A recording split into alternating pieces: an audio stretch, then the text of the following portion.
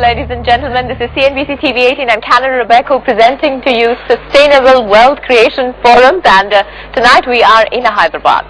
Now we're specifically going to talk about mutual funds, and of course most of you here know how mutual funds work, but the question is, how can you make mutual funds work for you?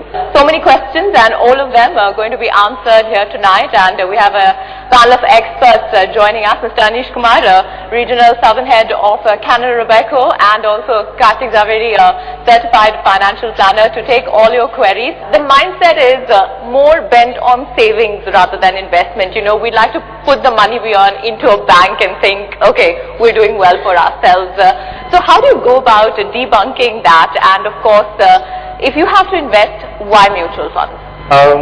See, it is not, let's take it, it's not one FD, why only FD and why not mutual fund. I'll put it this way.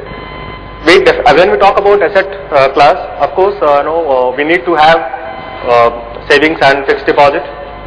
We need to have insurance, like health and general insurance. And then when it comes to investment, why we should consider mutual fund vis-a-vis other asset classes, if I can take it that way.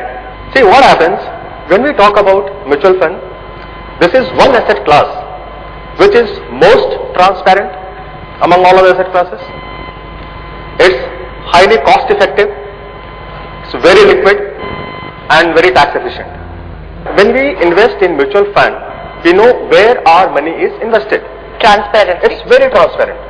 Right, okay, let's come to you, Kartik. When somebody walks into your office, wants to invest, make his wealth grow, is mutual funds primary in his list of questions, or would you say that the need for awareness amongst people regarding mutual funds as a form of investment needs to grow? The answer to this question is actually yes and no, but I'm going to address it slightly differently. Whenever we are talking to someone like yourself, or even when we talk about it on our own selves, we like to have the comfort of getting an 8% or a 9% fixed rate of return into some instrument that we're investing. Now, let's understand what happens on this 8%. For example, if you are in the 30% tax category, assuming that the 8% you have earned, you have to pay 30% tax, which means about 2.4% is deducted. So what is remaining in your hand is 5.6%. Am I right? Now, if you are earning 5.6% or say 5.5% for simplicity's sake, then look at that and compare it with inflation. So some product which you are buying or some service that you are buying today for 100 rupees, say at a 7% or an 8% inflation, is going to cost you 107 or 108 rupees next year. How will you be if your investment is generating only 5.5%? So your 100 rupee invested has become 105 rupees versus the cost of goods and services has gone up from 100 to 107 rupees. Now here is a compelling factor why we need to start looking at anything other than fixed sort of instruments and look at instruments that have the potential to generate a rate of return higher.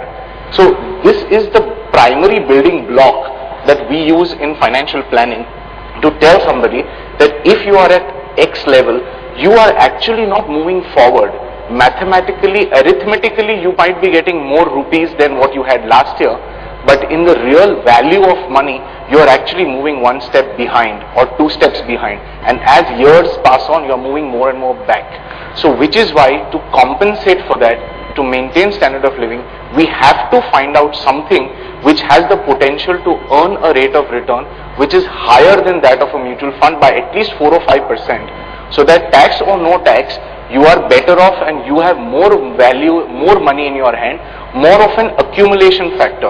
And that is the primary reason that one should look at mutual funds or equities or real estate, which in my opinion are three asset classes that have the potential to generate enormous wealth. Well, talking about trusting a manager, Anish, since you're from inside the industry, one reason why people do not want to invest in equities is because it needs time, it needs knowledge, it needs inclination, So mutual funds in that sense is easier. But suppose somebody does have all these three things and believes that he can do it day-to-day trading in equities, still why should he go for mutual funds? What can mutual funds give, what can fund managers give that an individual who has the inclination can't get himself? What's that extra edge? the extra edge is this, that in a mutual fund scheme, at any given point in time, you have people going out and also people coming in. So this is one big advantage which as an individual one doesn't have. See, like for example, I am there, I can do whatever one team that can do at a mutual fund house.